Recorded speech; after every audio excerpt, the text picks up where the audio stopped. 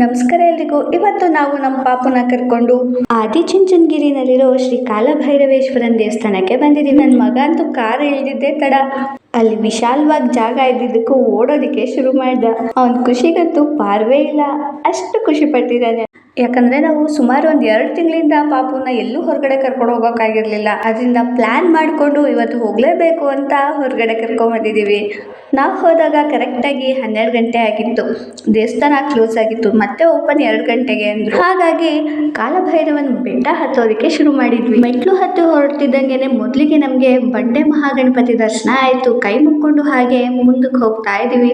ನನ್ನ ಪಾಪುನ ಅವರಪ್ಪ ಎತ್ಕೊತಾ ಇದ್ರೆ, ಎತ್ಕೋಬೇಡ ನಾನೇ ಮುಂದಕ್ಕೆ ಹೋಗ್ತೀನಿ ಅಂದ್ಬಿಟ್ಟು ಪುಟಾಣಿ ಕಾಲಲ್ಲಿ ಒಂದೊಂದೇ ಹೆಜ್ಜೆ ಹಾಕ್ತಾ ಒಂದೊಂದೇ ಮೆಟ್ಲನ್ನ ನಿಧಾನಕ್ಕೆ ಹತ್ತುತ್ತಾ ಇದ್ದಾನೆ. ಹೀಗೆ ಮುಂದಕ್ಕೆ ಹೋದ್ವಿ. ಅಲ್ಲಿ ಬಸವಣ್ಣನ ದರ್ಶನ ಆಯಿತು. ಬಸವಣ್ಣನ ದರ್ಶನ ಮಾಡಿ ಶಿವನ ದರ್ಶನ ಮಾಡಬೇಕು ಅನ್ನೋದು ಇಲ್ಲಿ ಪ್ರತೀತಿ. ನಾವಿನ್ನ ಬೆಟ್ಟದಲ್ಲಿ ಕಾಲ್ ಭಾಗ ಮೇಲೆ ಬಂದಿದ್ವಿ ಅಷ್ಟೇ.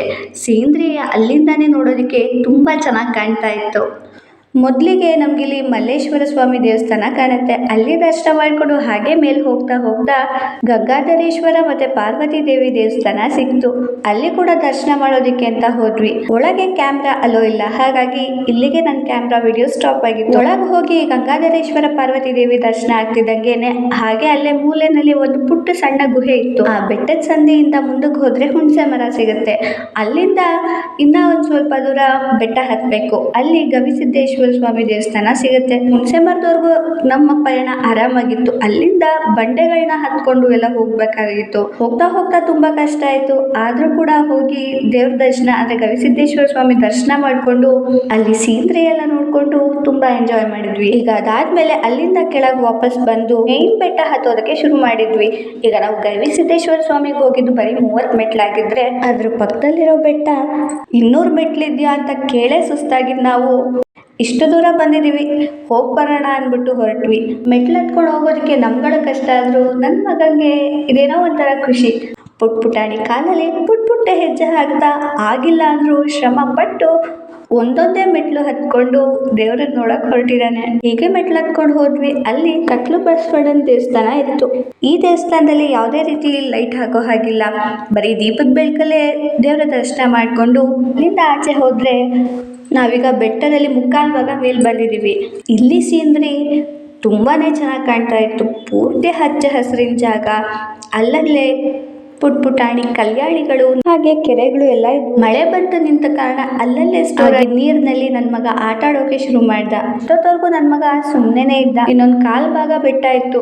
ನನ್ನ ಮಗ ಅಳೋದಕ್ಕೆ ಶುರು ಮಾಡ್ಬಿಟ್ಟ. ಹಾಗಾಗಿ ಅಲ್ಲಿಂದಾನೇ ಕತ್ಲು ಭೈರವಂಗೆ ಕೈ ಮುಕ್ಕೊಂಡು ಅಲ್ಲಿಂದ ಸೀದಾ ವಾಪಸ್ ಹೋಗೋದಕ್ಕೆ ಶುರು ಮಾಡಿದ್ವಿ. ಒಂದೊಂದೇ ಮೆಟ್ಲು ಇಳಿತಾ ಮಗನಿಗೆ ನಿದ್ದೆ ಜಾಸ್ತಿ ಆಗಕ್ಕೆ ಶುರುವಾಯ್ತು. ಹೆಗ್ಲಲ್ಲೇ ಮಲ್ಕೊಳ್ಳೋಕು ಶುರು ಮಾಡ್ದ. ಆದ್ರೆ ಅವ್ನು ನಿದ್ದೆ ಮಾಡಿದ್ರೆ ಏನು ತಿನ್ನಲ್ಲ ಅನ್ನೋ ಕಾರಣಕ್ಕೆ ಅವನ ಬಲವಂತದಲ್ಲೇ ಎಬ್ಬಿಸ್ಕೊಂಡು ಕೆಳಗೆ ಹೊರಟ್ವಿ. ಅವನ್ನ ಎತ್ಕೊಂಡು ಆಟ ಆಡಿಸ್ತಾ ಹೀಗೆ ಕೆಳಗೆ ಬಂದ್ವಿ. ಅಷ್ಟರಲ್ಲಿ ಆಗ್ಲೇ 2:15 ಗಂಟೆ ಆಗಿತ್ತು. ದೇವಸ್ಥಾನ ಕೂಡ ಆಗಿನ ಓಪನ್ ಆಗಿತ್ತು. ದರ್ಶನ ಕೂಡ ಮಾಡ್ಕೊಂಡ್ವಿ. ದೇವ್ರ ಪ್ರಸಾದ ಕೂಡ ತಗೊಂಡು ಅಲ್ಲಿಂದ ಸೀದಾ ಅನ್ನ ಸಂತರ್ಪಣೆ ನಡೀತಿದ್ದ ಜಾಗಕ್ಕೆ ಹೋಗಿ ಸ್ವಾಮಿ ಪ್ರಸಾದನ ತಿಂದು ಅಲ್ಲಿಂದ ಆಚೆ ಬಂದ್ವಿ. ನಾನು, ನನ್ನ ಅಪ್ಪ, ಅಮ್ಮ ಹಾಗೆ ನಮ್ಮ ಮನೆಯವರು ಎಲ್ಲರೂ ಬೆಟ್ಟ ಹತ್ತಿ ಸುಸ್ತಾಗಿದ್ರೆ ನನ್ನ ಪಾಪು ಮಾತ್ರ ಹೈಪರ್ ಆಕ್ಟಿವ್ ಮೋಡ್ನಲ್ಲಿ ಓಡೋದಕ್ಕೆ ಶುರು ಮಾಡ್ದ. ಅವರಪ್ಪವನ್ನ ಎತ್ಕೊಂಡಿದ್ರೆ ನೀವು ಯಾರು ನನ್ನ ಎತ್ಕೋಬೇಡಿ, ನಾನೇ ನಡೀತೀನಿ ಅಂತ ಪುಟ್ಟ ಹೆಜ್ಜೆನಲ್ಲಿ ಮುದ್ದಾಗಿ ಓಡೋದಕ್ಕೆ ಶುರು ಮಾಡ್ದ. ಈಗ ಅಲ್ಲಿಂದ ಸೀದಾ ಕಾರ್ ಹತ್ರ ಹೋಗಿ ನಮ್ಮ ಪಯಣ ಈಗ ಮನೆ ಕಡೆಗೆ ಶುರುವಾಯಿತು. ಕಾರ್ಗೆ ಹೋಗಿ ಒಂದು 10 ನಿಮಿಷ ಅವ್ರ ಅಜ್ಜನ ಜೊತೆಲಿ ಇದ್ಕೊಂಡು ಅಲ್ಲಿಂದ ಅಮ್ಮನ ಹತ್ರ ಬರ್ತೀನಿ ಅಂತ ನನ್ನ ಹತ್ರಕ್ಕೆ ವಾಪಸ್ ಬಂದ 5 ನಿಮಿಷ ನಿದ್ದೆ ಮಾಡ್ಬಿಟ್ಟ. ಅವನಿಗೂ ಇವತ್ತು ಸಿಕ್ಕಾಬಟ್ಟೆ ಸುಸ್ತಾಗಿತ್ತು. ಇದು ಇವತ್ತಿನ ಮಿನಿ ವ್ಲಾಗ್ ಆಗಿತ್ತು. ವಿಡಿಯೋ ಇಷ್ಟ ಆದರೆ ಲೈಕ್ ಮಾಡಿ, ಸಬ್ಸ್ಕ್ರೈಬ್ ಮಾಡಿ. Thank you for watching.